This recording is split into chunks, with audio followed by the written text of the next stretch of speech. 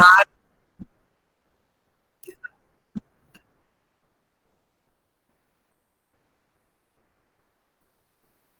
hi everyone. My name is Jenni Chavis with Chavis Law Firm. Thank you so much for tuning in today. And our topic is going to be the importance of having an operating agreement, or how important your operating agreement is to the business you already have. And if you're already in business, I hope that you already have an operating agreement in place. If you don't, we're going to talk about why it's important that you get one ASAP. If you're thinking of starting a business, this is one of the critical components of your governance documents for your business. So we want to make sure that you have all of your ducks in a row and that you are good to go to avoid any hassles or issues in the future. So whether you're just getting started or you're already running your small business, operating agreements can help you to avoid massive headaches down the road. So while it's not, the most exciting topics, it is certainly one of the smartest things that you can do for your business, and we're going to talk about why. So why do you need one? Well, let's talk about, first of all, what an operating agreement is. It is basically a legal document that's an agreement between you and your business. And it outlines how the business is going to run, the different roles, what happens in case of issues such as death or disability or incapacitation. It outlines basically the plan for how your business will run. So this is why you need one. The first thing that the operating agreement is going to do, this legal document, this agreement, is going to clarify who owns what and how the decisions are going to be made. So I'm going to give you an example. You have a couple of friends, let's call them Jake and Linda, and they start a coffee shop together. Now, Linda puts up most of the money, but Jake runs the day-to-day operations of the coffee shop. So at first, everything was great. Then the business started booming, and then they hit a disagreement. Well, Linda wanted to expand, but Jake wanted to keep things small. Who had the final say? Well, here's the thing. They never defined the roles or the voting power, so they ended up in a legal battle that could have been avoided with a simple agreement and having those type of discussions about the roles, voting power, who's going to make decisions, if they just would have thought about that before they actually jumped into the business. The second thing your operating agreement will do is protect your personal assets. So whenever you're creating an entity, such as an LLC or a corporation, the reason why you're selecting those entities, usually one of two reasons, or really both reasons are the best reasons. You get one, the potential tax treatment will be better than a sole proprietorship or partnership potentially. And then also because of the legal liability protection. You're able to protect your personal assets. So I'll give you an example of Sarah. So Sarah, who started a small clothing business as an LLC, and she didn't think that she needed an operating agreement since she was the only owner. Now I want to fast forward a year. She got sued over a supplier issue. And because she didn't have the proper documentation, the court during that civil case questioned whether her LLC was truly separate from her personal finances. And so she ended up paying thousands out of pocket. So your operating agreement proves that your business, your LLC, is a real separate business and not this sham entity that was set up. And so it protects your personal savings, your house, your assets from potential business liabilities. So that's why we have an operating agreement in place to show it's a real business separate from who you are as a person. The third thing that an operating agreement will do is that it avoids default state rules. Now, while I'm in Pennsylvania and I'm practicing in Pennsylvania, I understand that some of you might either own businesses outside of Pennsylvania or in other states. So just keep in mind this, none of this is legal advice. This is for information and educational purposes only. But just understand that every state will have different laws regarding corporate entities. And so did you know that in some states, if you don't have an operating agreement in place, that the state law assumes that all owners are going to split everything 50-50, which might not be what you and your business partners intended. So just imagine that you put 80% of investment into the business and your partner only put in 20%.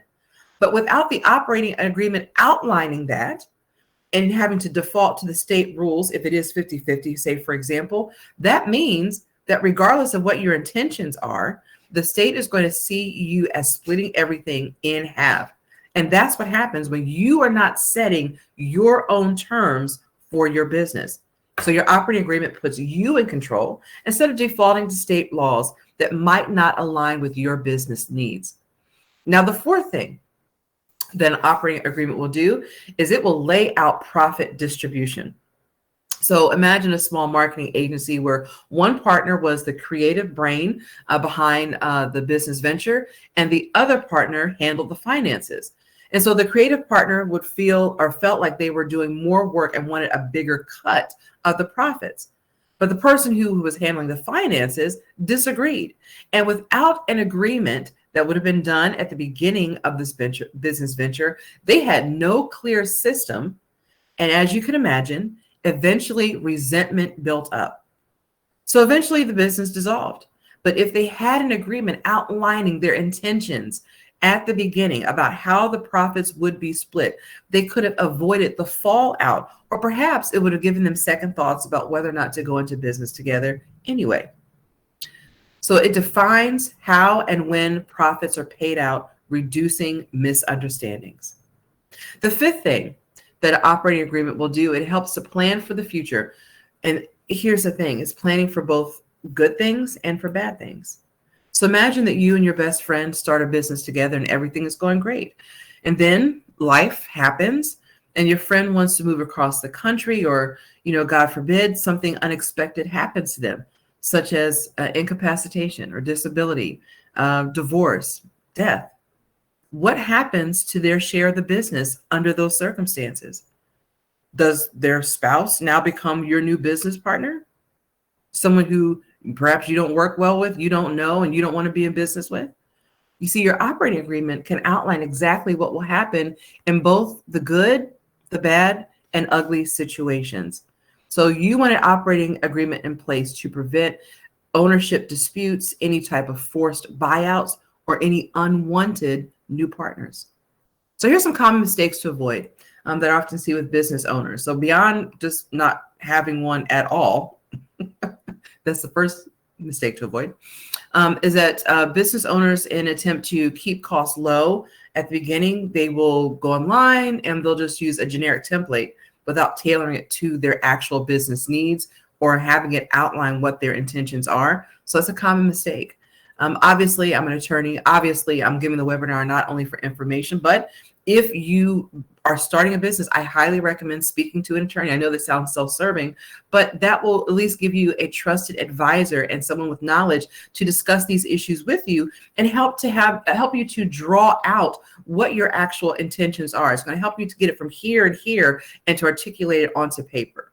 It's going to help to define the questions that you and your business partner or partners may have, right? So that way everyone is on the same page and it's asking the questions to give clarity. That way there are no questions, there's no issues down the road after you start the business.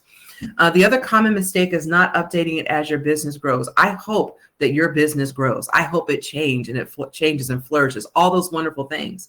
You should expect that as well, which means that when it's just you or you're just starting off with one thing on day one, and when you get to your fifth year or your second year, whatever it might be, your business might look different. And so you're going to have to adapt your operating agreement to your business needs. And as it's growing, like, what does it look like? What are we doing? So you want to make sure that it's adapting with you as you grow.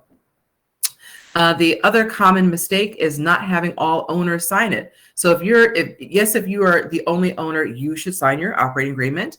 But if there's multiple owners of the business, all of you have to sign it, because if it's not signed, it's not official. You haven't executed the document, right? The signing is what is the evidence that you've read it, that you understand it, that it includes your intentions, and that it includes your intentions to operate under the terms of the agreement. Okay, so you want to make sure that you all are signing it. So my final thoughts and next steps. So at the end of the day, your operating agreement is like your business prenup, especially if it is you and another person or persons who are going into business together. It is your business prenup. Make sure you have that in place, please. So of course, you hope that you'll never have to rely upon it, but sometimes things will go wrong. That's just what happens in life. But if it does go wrong, I hope that it doesn't. You will be so glad that you have an agreement, that you have a contract, that you have a document, that you have a piece of paper that has the intentions of all the parties involved written down ahead of time. So if you don't have one yet, now is the time to do it.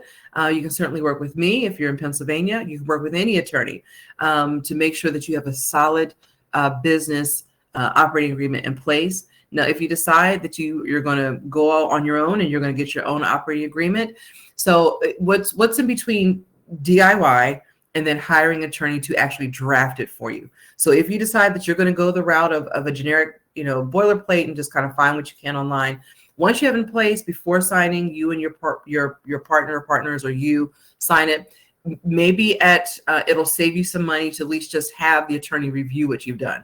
Maybe that'll save you some money and perhaps save you some headaches, but I highly recommend speaking to an attorney who can give you that trusted advice. So thank you so much for tuning in. I hope that you have found this informational. I hope that you have found this to be transformational and that you're going to take the next steps that are required to get your operating agreement in place or to update it to make sure that it says exactly what it is that you want it to say. So we would love to work with you. Again, if you're in Pennsylvania, give us a call. Our number is 717-884-8533, 717-884-8533. And of course, you can find us at chavislawfirm.com. Chavis, Chavis, chavislawfirm.com. There's a contact sheet on our website as well if you wish to reach out to us that way. My email address, Jenni, Jenni, at chavislawfirm.com. We would love to hear from you, whether it's feedback on this webinar, if there's requests for additional trainings. We would love to hear from you as well to know what your pain points are or what you're curious about. And just to connect with us, we would love that as well. So hope that you have a great day and hope that this is information that you can find useful to you in your day-to-day actions as a business.